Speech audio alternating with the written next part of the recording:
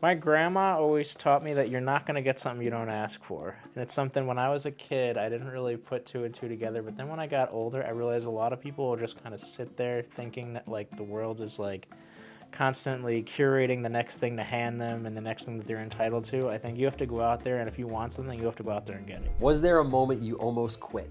No, I don't think so. No, because I always saw like the abundance in it. You know what I mean? It's one of those things where it's like it's the only thing where as long as I know that I'm gonna just keep going no matter what, there's always gonna be something at the end of the tunnel. You know? So I went full time. Literally, I think it was like a couple months before COVID like was like announced in the news, and I remember thinking like, holy, I just like I'm like, what did I do? That actually was one of the things that made me like really I think work my ass off, because I remember thinking I'm like it's literally illegal for me to go out there and make money right now, so I'm gonna go out there and figure out a way to do it. On this week's episode of the Handsome Real Estate Agent Podcast, we have OG George Newell, host of Newell in Town. George and I have been together for a number of different years. We started working together initially when he was tenanting my rentals, and he worked his way up into acquisitions and has become an absolute savage. Him and I together built the entire acquisitions team from the beginning, from concept to what it is right now. Massively successful agent, great human being, great friend, great father, a must-listen podcast. So, starting off, kicking it off. Where'd you grow up?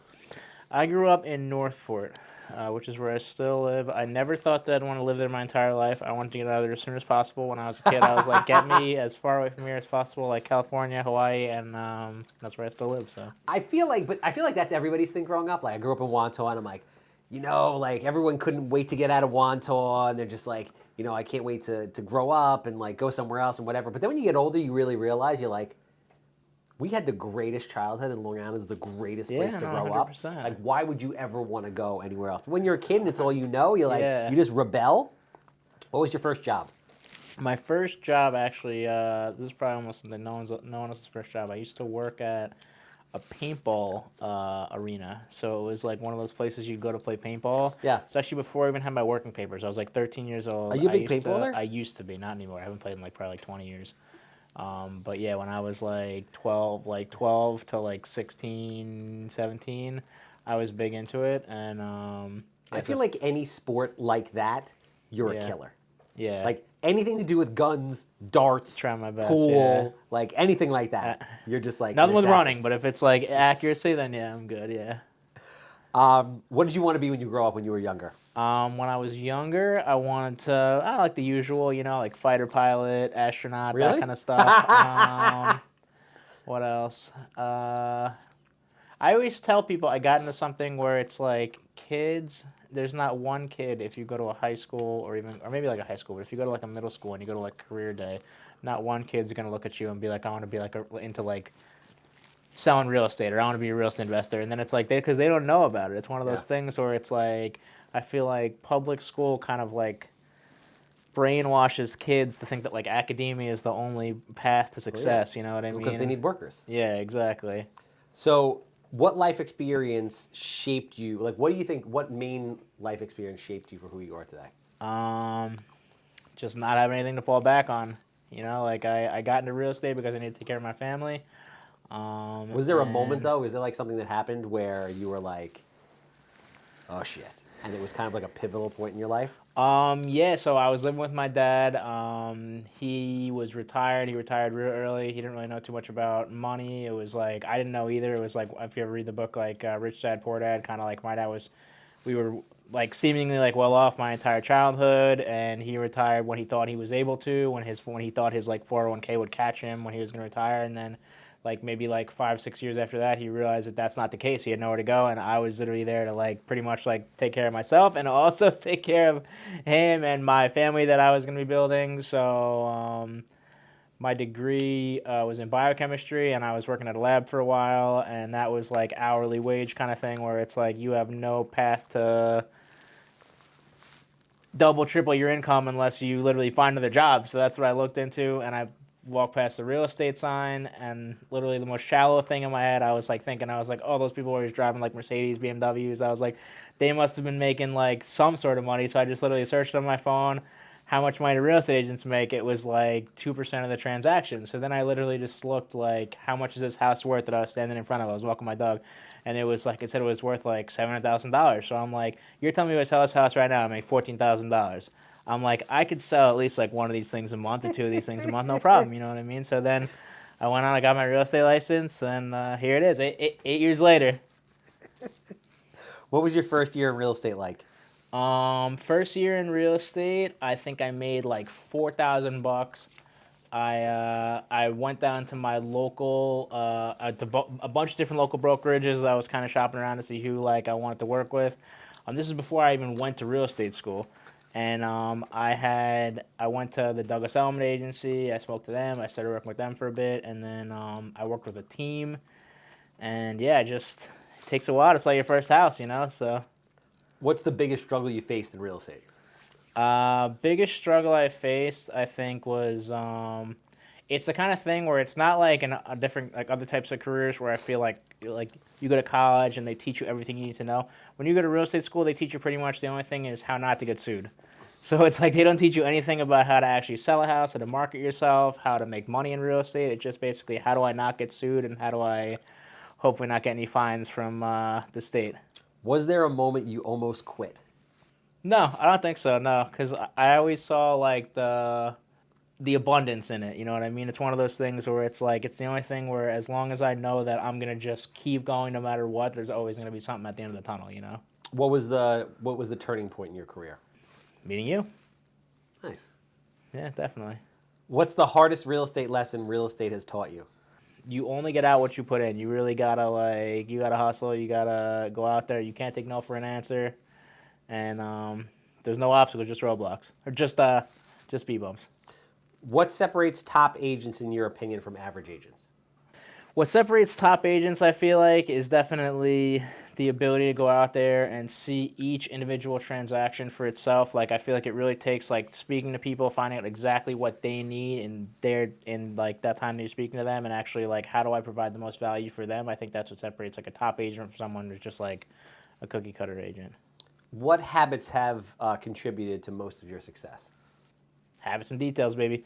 Got to just keeping up on really just staying in touch with people that I think have been positive influences in my life and trying to grow in terms of learning from people that I know are more than where I'm at currently. So I spend a lot of time with you. I spend a lot of time with other people that I know are just really trying to grow their business. And I think that's been a great value for myself in terms of not only learning, but also just inspiring myself to work harder and drive. What mistakes do you see most new agents making?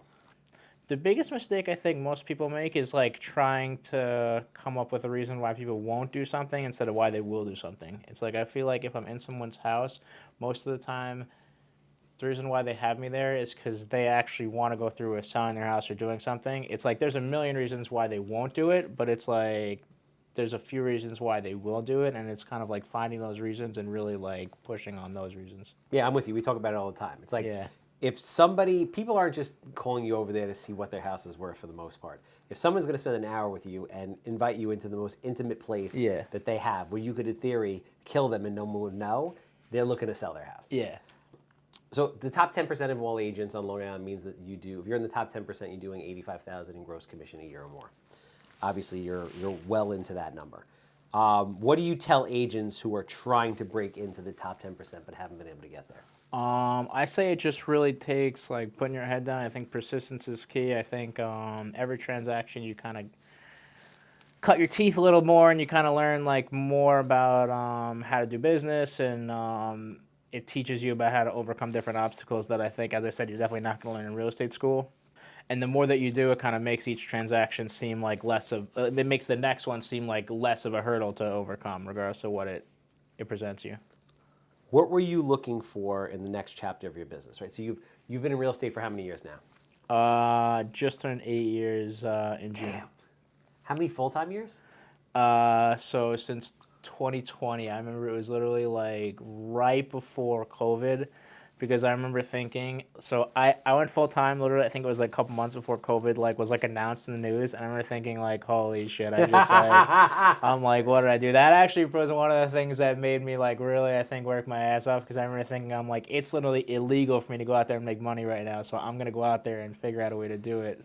That was yeah, so that was like so about maybe 6 years so far. So 8 years in the business, 5 years, Yeah. full time. So, and you, I mean, you're very successful. Obviously, you do 50 plus deals a year, 40 plus deals a year at Yeah. this point. We see you doing.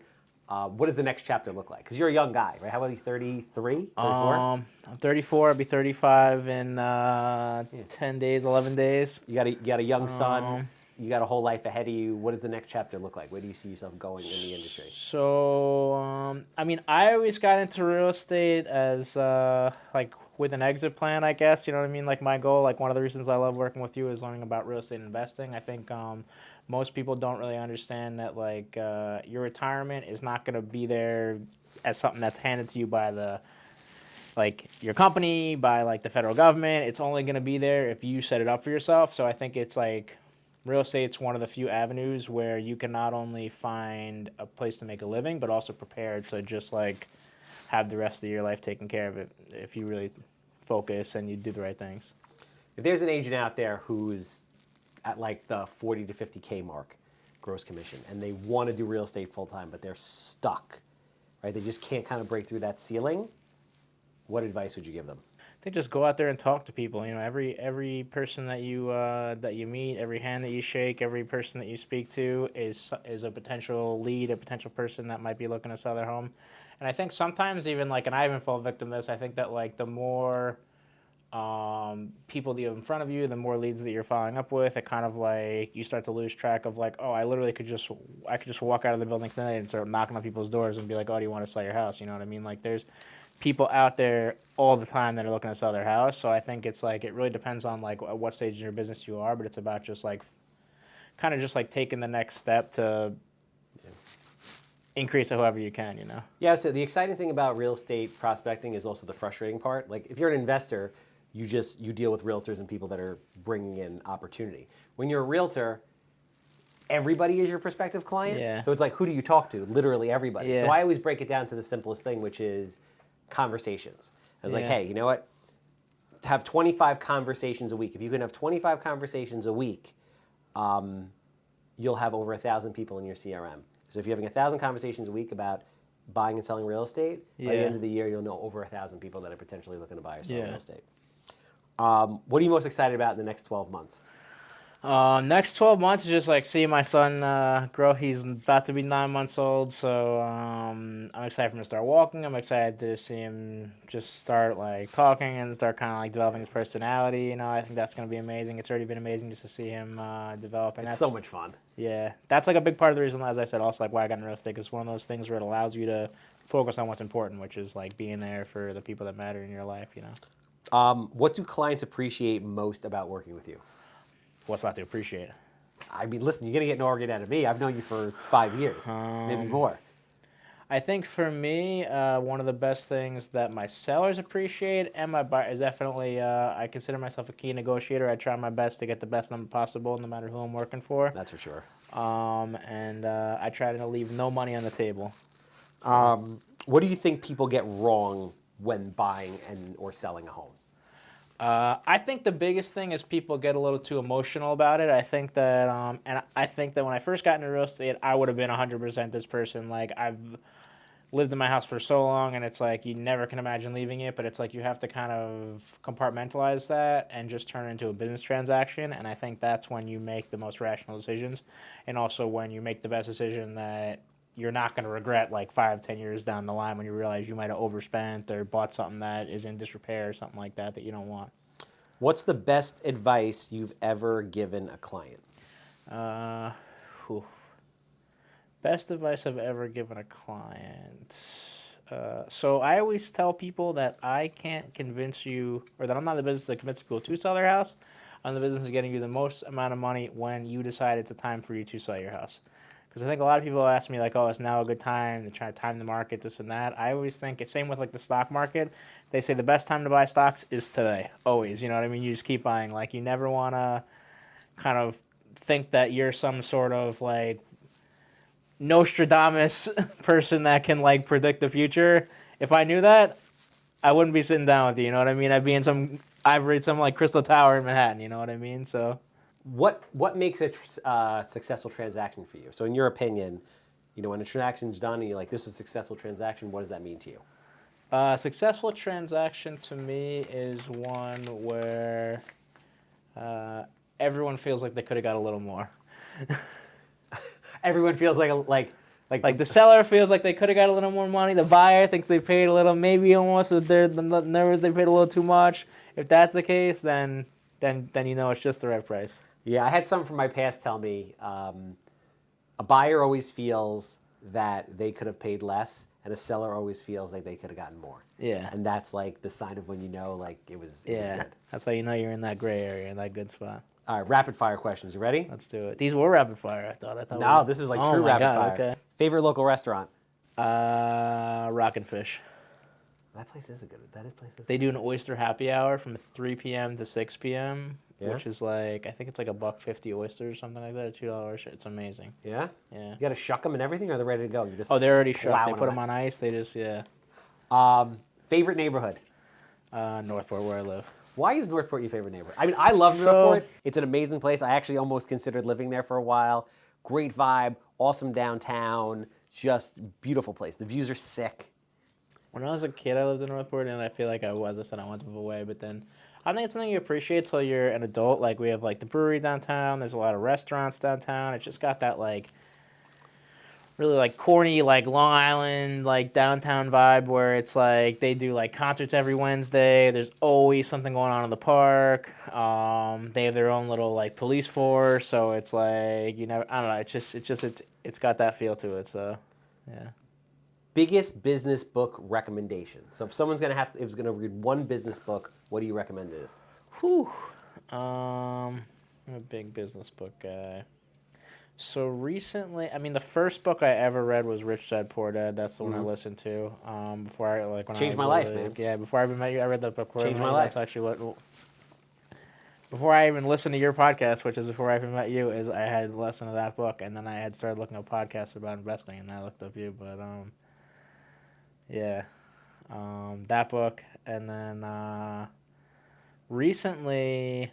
I'm trying to think what I read most recently. I've been into books about just business in general. So I read a book by. Oh, now I forget the name of it. I gotta look it up. Now I'm doing bad. It's a book that Eric actually mentioned to me. Yeah. It's Extreme Ownership. There we go. By, Oh yeah. You're talking about the other extreme ownership. Extreme Ownership. I gotta read it. Yeah, it's a good business leadership book. Coffee or energy drinks? Coffee now. I'm trying to get a lot more natural. Trying to stay away from those microplastics. All those like the forever chemicals, all that stuff. Trying to just detox my body. So. Early bird or night owl? Early bird for sure. Yeah, you Yeah, catch me like out at night. 4:30 in the I'm falling gym. Asleep. Yeah. Putting up how much on the leg press? Almost 900 pounds now. I'm trying to do over 1,000 pounds by Can I year's touch end. it? You can always touch me whenever you want. Damn, man. Appreciate that. Pistons, baby, pistons. Gotta try my best. Best piece of advice you've ever received? Best piece of advice I've ever received is my grandma always taught me that you're not going to get something you don't ask for. And it's something when I was a kid, I didn't really put two and two together. But then when I got older, I realized a lot of people will just kind of sit there thinking that like the world is like constantly curating the next thing to hand them and the next thing that they're entitled to. I think you have to go out there, and if you want something, you have to go out there and get it. You know what I mean? One thing every real estate agent should stop doing today. The first thing I think every real estate agent should stop doing today is just sitting around and waiting for the next lead to walk through the door, because we don't live in like the 1980s or 1970s when people used to work off like a book of business and people would have to walk into your local real estate brokerage to buy a house. Nowadays, if someone wants to buy or sell a house, they either already know who they're going to do it with, or you are forcing yourself in their face. So you either one have to market yourself to where you are the person that they already want to do it with, or you have to force yourself in somebody's face, not just like sit and wait. Last question. One thing every homeowner should know. The one thing every homeowner should know. There's a million things people should know in terms of like talking about if you're going to sell your house or like owning the house. Either way, it's open to interpretation. I think selling the house, the big mistake people make is they'll invest loads of money in things that have no tangible effect on the value. Like they're like, oh, they'll talk about like all the pavers that they installed or like the marble accentuating features that they have in it. Like in my head, I'm like, I feel like you don't really understand like the meat and potatoes of what a house is. So I think people need to kind of like look into like what an appraiser analyzes, or just kind of what numbers are involved in like affecting a home's value. And if you plan on selling your house, those are the modifications you should make. If you plan on keeping it and it's a house you're going to keep for like 15, 20 years, I say do whatever you want to your house. You should make it something that's just going to provide you with enjoyment, because that's what it's there for, you know.